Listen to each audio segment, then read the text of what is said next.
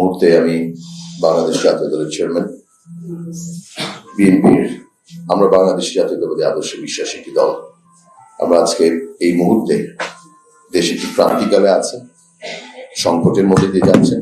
গণতন্ত্র উত্তরণের পথে আমরা সংগ্রাম করেছি এবং সেই গণতন্ত্রের পথে আমরা আগামী একটি নির্বাচন হতে যাচ্ছে। আপনারা দেখেছেন সেই নির্বাচনকে বানচাল করার বিভিন্ন ষড়যন্ত্র হচ্ছে।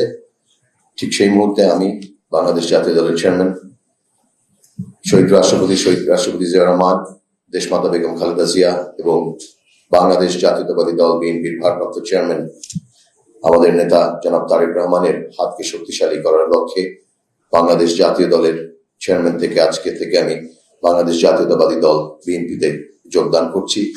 আশা করি এই যোগদানের মাধ্যমে আমরা বিএনপি তথা দেশনায়ক জনাব তারেক রহমানের হাতকে শক্তিশালী করতে পারবো এবং অতীতে যেভাবে রাজপথে আমরা গণতন্ত্রের জন্য লড়াই করেছি, একটি সুন্দর বাংলাদেশ 31 দফার আলোকে ভবিষ্যতের যে বাংলাদেশ করার আমরা স্বপ্ন দেখছি, সেই স্বপ্ন বাস্তবায়নে আমি আমার কিঞ্চিত ভূমিকা রাখতে পারবো এই বিশ্বাস করছি। আমি আবারও সকলকে ধন্যবাদ জানিয়ে এবং বিএনপির সম্মানিত মহাসচিব জনাব মির্জা ফখরুল ইসলাম আলমগীর, আমার অত্যন্ত শ্রদ্ধাভাজন জনাব নজরুল ইসলাম খান সহ যারা আজকে আমাকে এই সুযোগটি করে দিয়েছেন, সকলের প্রতি আমি কৃতজ্ঞতা ও ধন্যবাদ জ্ঞাপন করছি। সবাইকে ধন্যবাদ।